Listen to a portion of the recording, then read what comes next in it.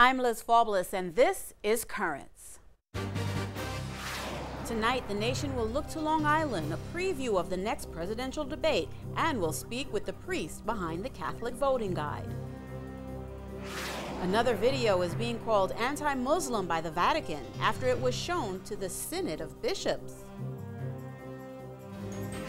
And the smiling Pope, a milestone, and a member of his family will speak with her tonight.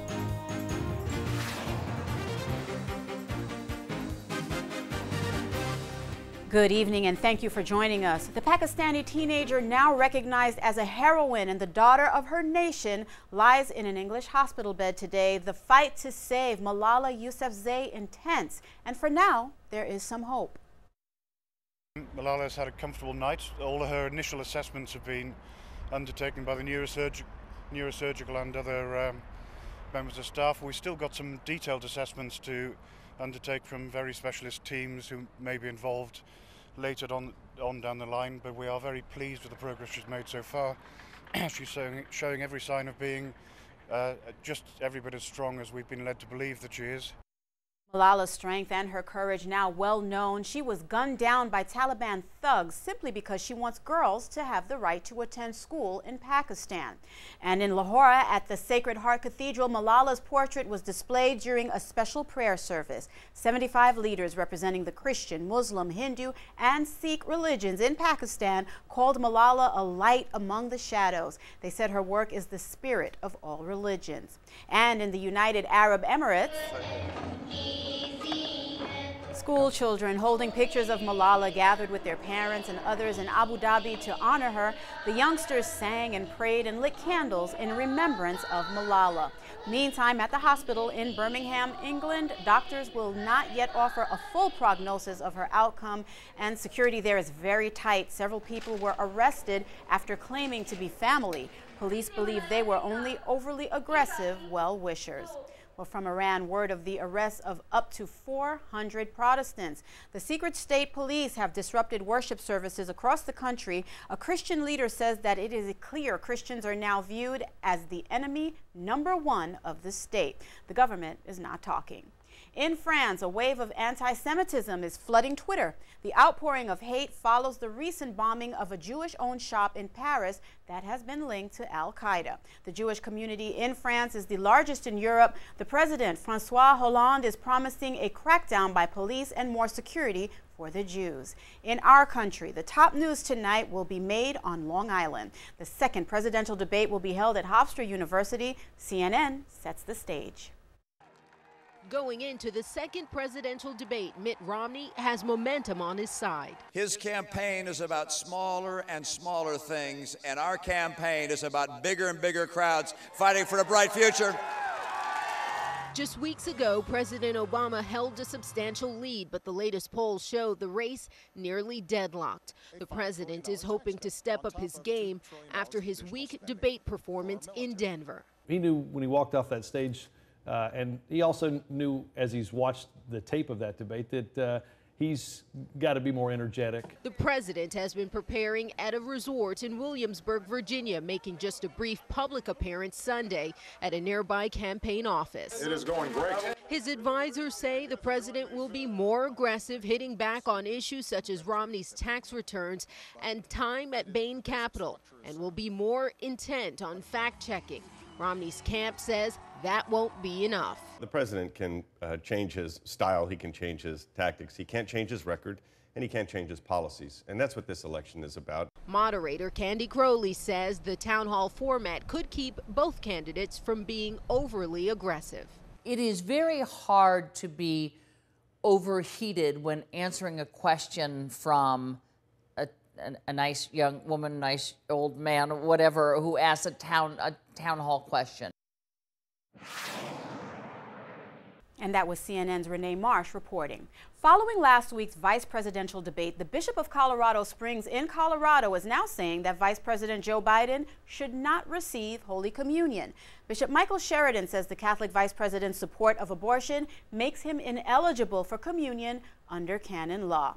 Now, the mix of politics and religion is often a tricky question for Catholics. To help, a Catholic voting guide app has been developed by the Confraternity of Catholic Clergy. The app focuses on 6 crucial questions for Catholics to consider before they vote, involving life, liberty, things essential to living, as well as war and peace. I spoke with Father John Trujillo, the president of the Confraternity, and asked him how this app will help voters.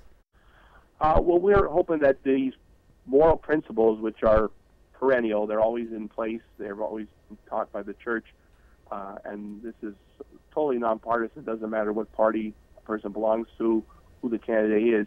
These are principles which need to be applied when choosing a candidate for whether it's president, Congress, Senate, governor, and we're hoping that people use this so that they have what we call a well-formed conscience, so they can make a prudent decision on election day. And what's important about, one of the things that's important about what you just said is that the Catholic Voting Guide has been described as timeless in its usefulness. In what way? Well, is that this is something that's obviously not going to expire in the 2012 election. It's based on the natural law, which has been around with us since Adam and Eve. Anyone with the use of human reason can discern the first moral principle: do good and avoid evil. And so it's timeless in that sense. It's not limited to just our own particular time and place here in the United States in the 21st century. And it's going to be useful because it can be, like I said, applied in any election, but also in primaries and in terms of pending legislation, because as we know, not just are people running for office, but there are particular bills that are going to be proposed. There's a law which is on the ballot, I believe, in Massachusetts regarding assisted suicide. There's laws pending in some elections in some states about same-sex marriages. So this guide hopefully will help people, as we said, get that well-formed conscience, which you absolutely need to have and use to be a responsible citizen. Father, and there are 6 apps, as we listed earlier today. Now, we've become obviously very familiar with the Catholic Church's stance on teachings on right to life, religious liberty, marriage. Talk to us briefly, though, about access to essential goods.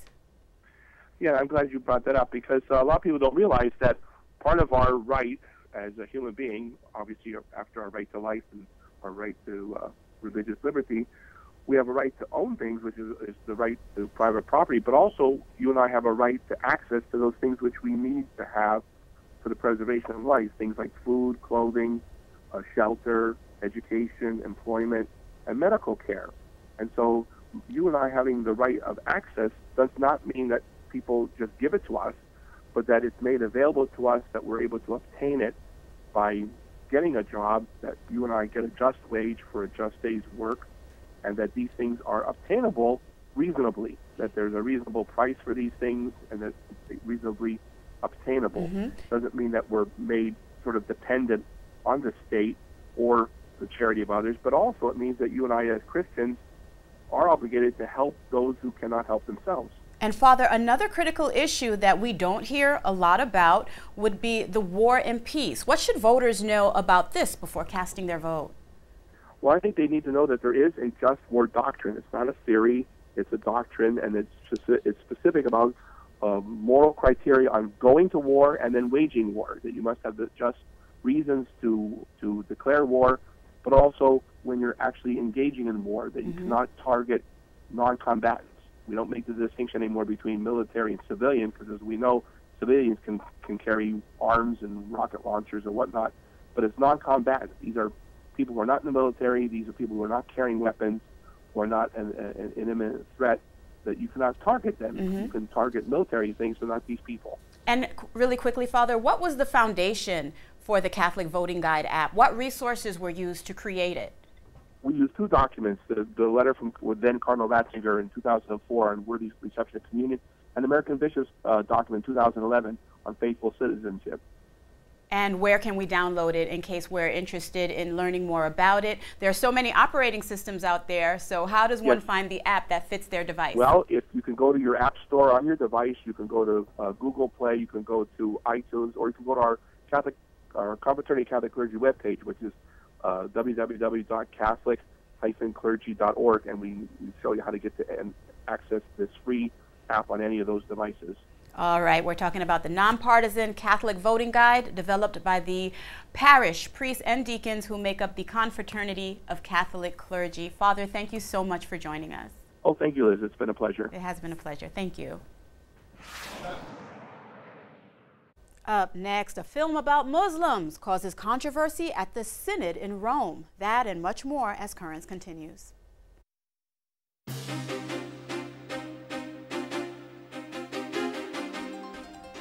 Welcome back. A controversy has erupted at the Synod of Bishops in Vatican City after a video about the birth rate of Muslims was shown. Cardinal Peter Turkson of Ghana screened the video for his brother bishops. It claims that high birth rates among Muslims could lead to an Islamic Europe and a large population in America.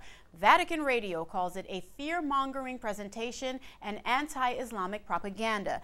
At the Synod, what are being called energetic discussions followed the viewing, with some criticizing it while others emphasizing the need for more evangelization in Europe. Cardinal Turkson is the president for the Pontifical Council for Justice and Peace. He has apologized for showing the video.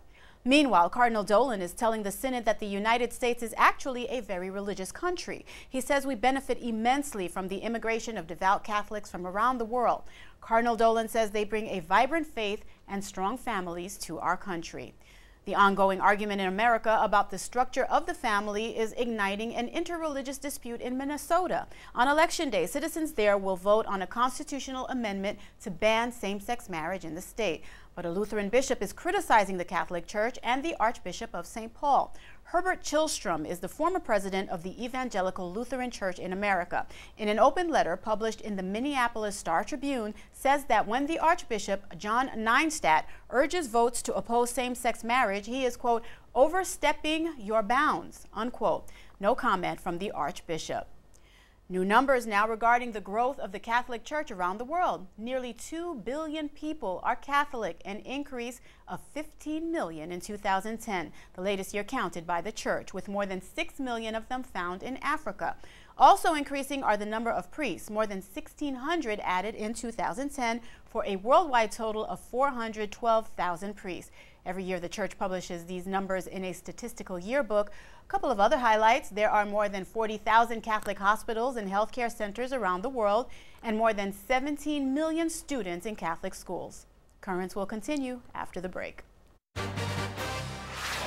Next, the smiling Pope, John Paul I. Tomorrow marks a milestone. Tonight, we'll hear from his niece.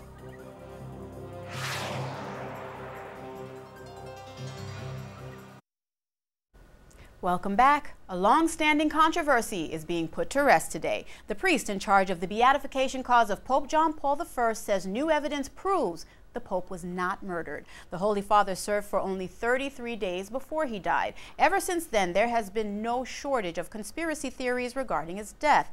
New facts regarding his health now confirm that he was not killed. And John Paul I was known as the Smiling Pope. Tomorrow is the 100th anniversary of his birth. This past weekend, experts on JP1, along with the late Pontiff's niece, came to Queens to discuss his legacy, and we were there. We're in the Immaculate Conception Center in Douglaston. We're going to start the second and last day of the Pope John Paul I Centenary Conference. And it's called the True Pope John Paul I because we're trying to strip away these myths and misunderstandings about his life and his death. Ever since I was little, every time I would visit my cousins in Vittorio Veneto, they'd have pictures of John Paul I, and I wondered, why do they have this Pope on the wall? And after time, I learned more about him, and when I entered the seminary, I started to try to read his writings and hope I would become a priest, half the priest that he is. The sad and tragic thing in America is that people remember the brevity of his pontificate and the sudden death, as well as all of the rumors and conspiracy theories that deal with the passing of the Pope. Pope John Paul I is becoming a folk hero for all the wrong reasons to certain people. And they're able to do this because there's a vacuum. They're making up a pope for themselves who didn't exist, and they don't know the real person because nobody has told them. That's not what we should remember. We should remember here an extraordinary man who the world understood to be very humble and meek. And yet what I think very few people understand is that throughout his career, he demonstrated time and again that he was a very decisive man, that he was willing to take unpopular positions on things, and that he was very, very firm in his convictions and his beliefs, and he never compromised those. Sapeva godere anche di tutte le belle cose della vita. Sapeva godere di un bel paesaggio, della natura, di un bel pezzo di musica, un buon film. C'era una persona che sapeva veramente apprezzare ciò che era bello e soprattutto cercare il positivo dappertutto, anche nelle situazioni più difficili. Some of the things that in the popular imagination, in England at least, John Paul II takes credit for, I think actually stem from John Paul I. The simplification of the papal style, doing away with the sedia gestatoria, this kind of thing. It doesn't sound very much now, but at the time it was quite revolutionary. Someone once said that Pope Luciani smiled more in 5 minutes than Paul VI had in 15 years. Il suo sorriso era proprio un'espressione dell'amore verso gli altri, un modo per accogliere gli altri con affetto. Per me è stato mio secondo padre e quindi è come se fosse morto non uno zio ma un padre. Lori Piper, who organized the conference, has written about John Paul I and translated many of his writings and testimonies about his life.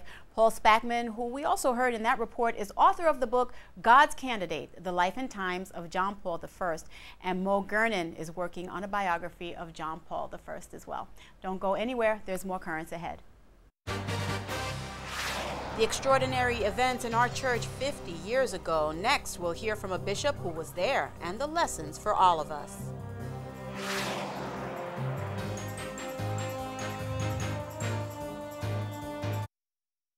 Welcome back. We have been reporting to you about the 50th anniversary of the start of the Second Vatican Council, presided over by Pope John XXIII. Pope Paul VI was pontiff when the council closed in 1965.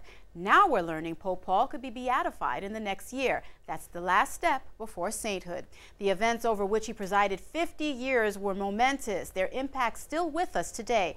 Bishop William McNaughton was also there as a council father. Now he shares with us profound insights of the lessons learned from Vatican II.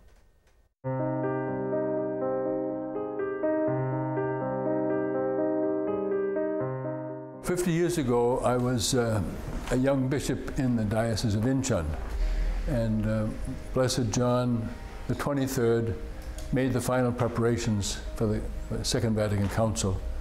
And so it was on October 9th, actually, that 8 other bishops from Korea, myself, came to Rome to take part in the opening of the Second Vatican Council on October 11th, 1962. I was there at every session, every day for the 4 years, yes. 2 days I remember I got sick and I couldn't make it 2 days, but other than that I was there every day at every session.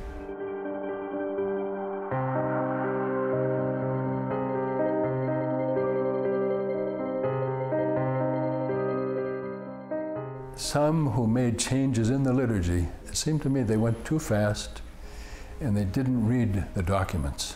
One thing I did not like almost from the beginning was people were putting the tabernacle to the side.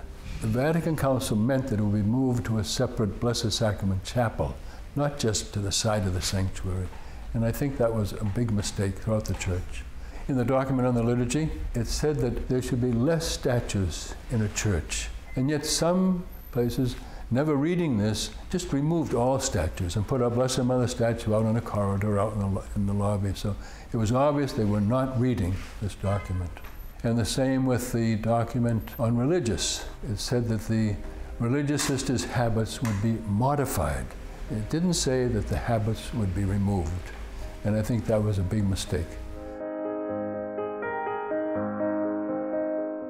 What's most important is that people reread the original documents of Vatican II, the 16 documents. Some are speaking about a rupture.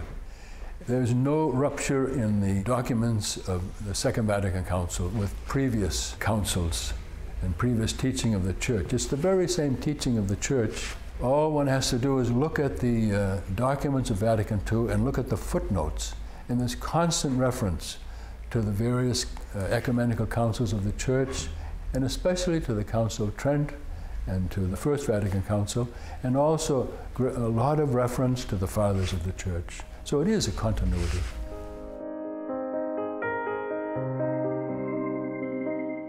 The Council ended in December 8, 1965, and it was in 1968 that I believe that the troubles began.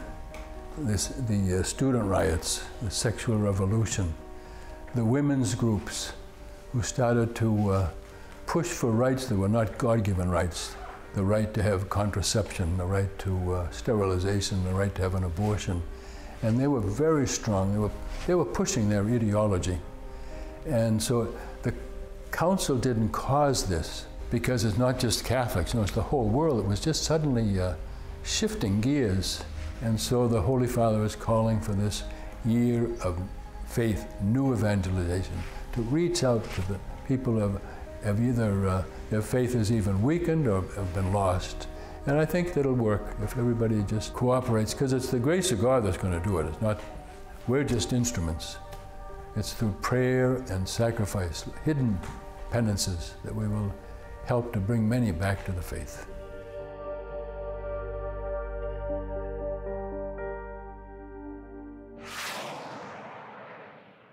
Bishop William McNaughton, thank you for joining us tonight. Coming up on Wednesday night, is the church's message resonating here in New York? We'll get some answers. Until then, visit us online at currentsny.net. Tonight, we leave you with more from history, the meetings of the Second Vatican Council. For all of us here at Currents, I'm Liz Faublas. Thank you for watching, and have a good night.